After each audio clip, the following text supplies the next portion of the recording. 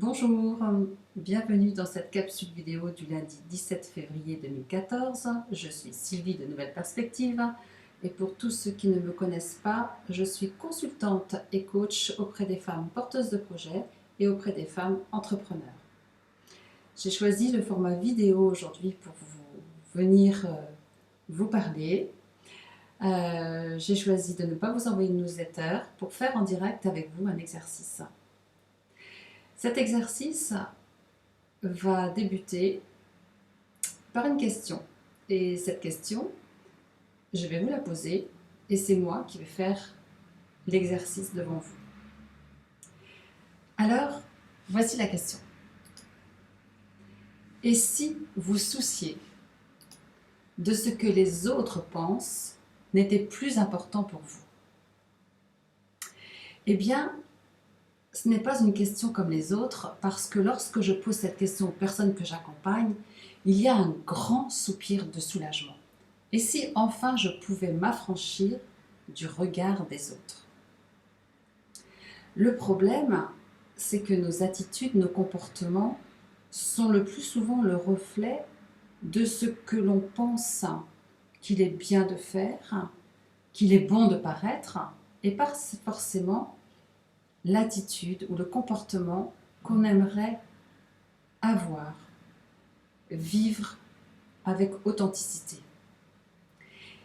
Nous mettons régulièrement un masque pour plaire aux autres ou pour ne pas leur déplaire.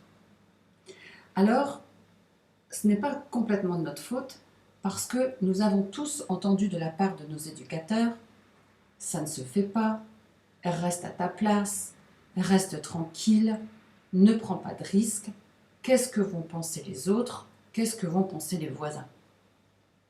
Alors évidemment, avec des messages restrictifs de la sorte, des messages teintés des paradigmes réducteurs de ceux qui vous les ont assénés, vous avez déjà été censuré avant d'avoir pu bouger.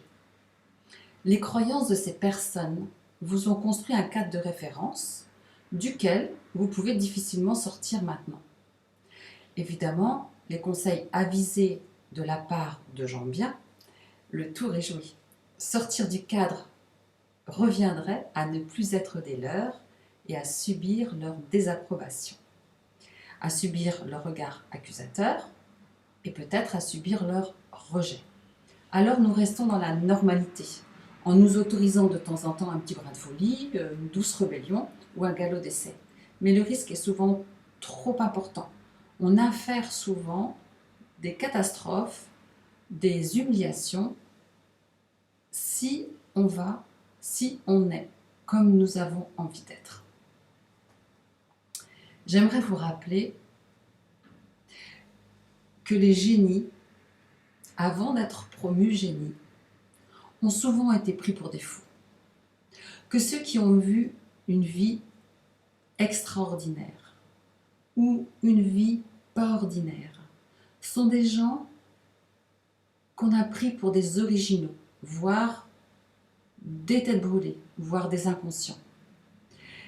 Ces personnes ont certainement été désapprouvées, jugées et peut-être même humiliées.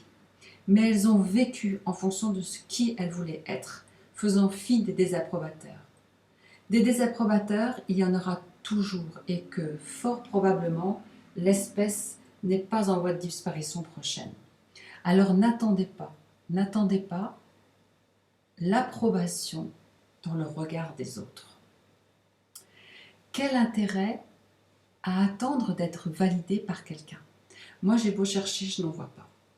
Je trouve en revanche qu'il y a beaucoup de danger à attendre l'approbation des autres. C'est-à-dire, avoir la peur du jugement de l'autre revient à lui céder notre pouvoir. Le fait de ne pas se mettre en route parce que nous avons peur du regard des autres, c'est aussi se mettre en danger à l'intérieur de nous, puisque notre mental, à un moment donné, viendra nous critiquer. Et là, c'est le pire des supplices. Mieux vaut essuyer quelques remarques désobligeantes, quelques regards